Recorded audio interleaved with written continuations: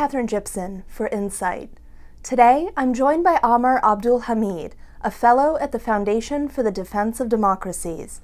He's also the founder and director of the Tharwa Foundation, a grassroots organization that works to break the information blockade in the Assad's regime.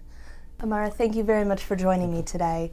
Okay. Before we move on to the latest developments in Syria, I'd like to talk a little bit about your background. You fled Damascus in 2005. What brought you to that point? Well, I've been active in Syria since the late 1990s with my family, in fact, trying to network activists, trying to facilitate the process of democratization by connecting different communities, working with young people from different communities to try to do common project, trust building exercises, because we realize that when the moment comes for change in Syria, the issue of intercommunal dynamics, relationship between Sunnis and Alawites, Christians, Muslims, Arab, Kurds, they are all going to be very important and they will determine the course of events. So we wanted to facilitate that process, wanted to create some bridges of trust between the different communities, because after 4 years of dictatorship under the Assads and you know, the divide and conquer policies, despite the veneer of calm, there was a lot of tension really growing underneath, and we wanted to sort of try to do something to alleviate that. I came then at one point to the US for a fellowship at Brookings, and that was back in 2004, and I wrote a lot of articles that were very critical of the regime. So when I went back to Syria, I was also under a period of interrogation and travel ban, and then it was eased, and you know, so they've had the back and forth with me simply because I wasn't really afraid. For some reason, I decided to bury fear. So in 1998, when the presidential referendum for the former president Hafez Assad happened, I decided to vote no, and that was also unheard of.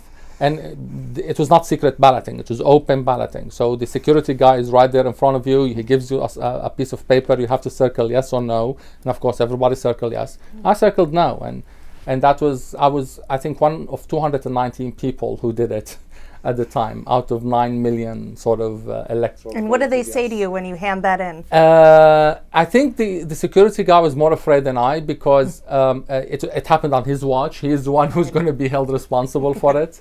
But they didn't do anything at the time. For a while I thought they would come and arrest and interrogate, but you know, when the results came out in only 219, you know, it passed. But that was when I buried fear.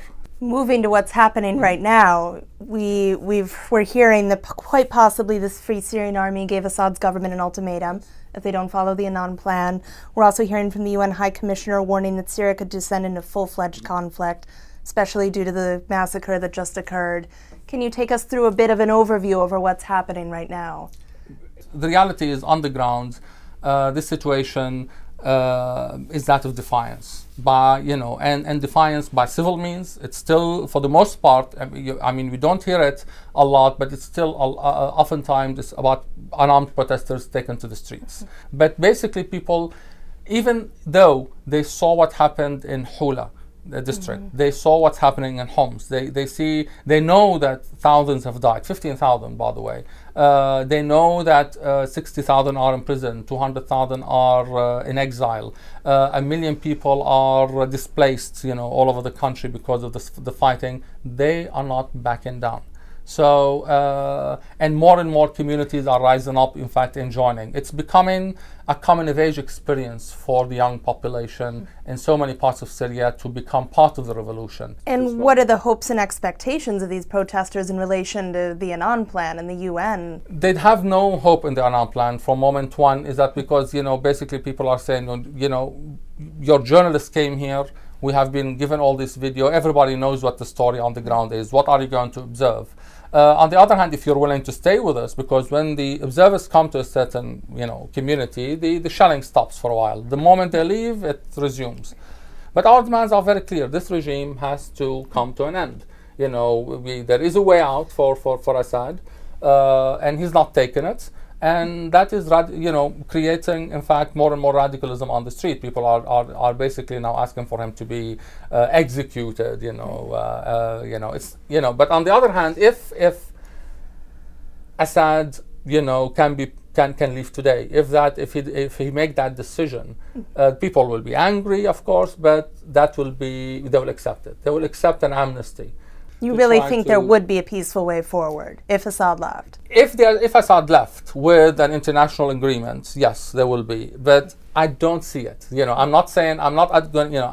It's whatever. It's the hope. It's the ideal scenario, but no one expected. The reality is, what we expect is that the situation is going to get even more bloody. And for this reason, we are trying to actually tell the international community. In fact, just today there was in USA Today. My article was actually directly asking for intervention. I know it's not a popular choice, and I know that, and we're not calling for any soldiers or foots on the ground. We don't want American soldiers to come and do it, but we want arms. Do you think there's significant public awareness in the United States to support action in Syria? Do you think it's covered as often as it should be in American media? So the reality is we need to have more realistic assessment of the situation. Don't give us the excuses because you don't want to interfere. Let us actually talk about the reality. The humanitarian conditions are terrible. The geopolitical impact of the situation spiral out of control are terrible. The benefit for the United States out of a regime change in Syria are immeasurable. But no one is saying, despite that it's going to be easy and clean. Like every intervention, it's not a cakewalk. And there's going to be a lot of problems coming down the road. But let's talk about them. Let's actually chart scenarios and strategies so we can actually cooperate in making sure that the situation is the transition is as least bloody as possible and as smooth as possible. But this is the realistic debate we need to have, because we really cannot afford to let the situation spiral out of control. And you argued in a recent editorial that in calling for dialogue with Assad's regime in Damascus, the United Nations Security Council is missing a key point. What's the key point? The Assad doesn't want dialogue. The Assad basically can use any calls for dialogue to stall, and this is exactly what he has been doing. In fact, this entire Annan plan was supposed to be, okay, the observers come, violence stops, we'll start the dialogue. Well, where is the dialogue? The violence didn't stop. So the reality is, also what people don't realize is that the dialogue is not with the Assads, because these are the criminals who have a vested interest in sabotaging the process. The dialogue is with the people who fear the fact that if Assad is going, their interests and their lives will be sort of undermined or at stake. No, we want to send messages of reassurance to these people. We want to be able to chart the path together with these people, because they're part of the Syrian people. Whether it's 10% or 12% or 15%, it does not matter. They are Syrians. They have legitimate concerns. We respect their concerns. We want to be able to work together to find solutions. And the solutions are plenty. There are a billion kind of arrangements we can adopt to ensure that everyone is safe and everyone is secure. But this is a dialogue we need to have, and with this kind of people. Assad cannot represent them, simply because Assad has been using them as fodder for his wars. What do you expect to see happen in the coming weeks?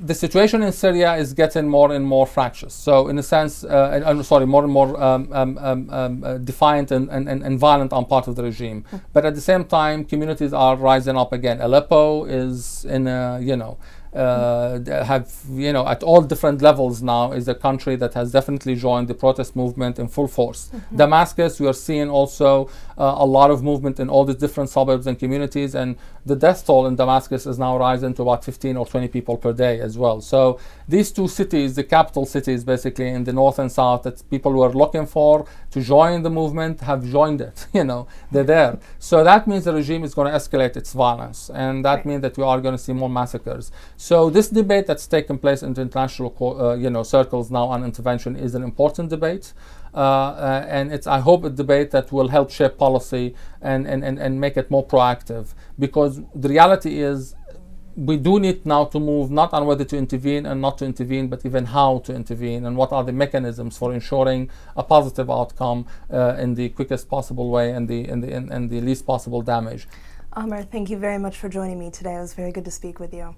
Thank you. Thank you.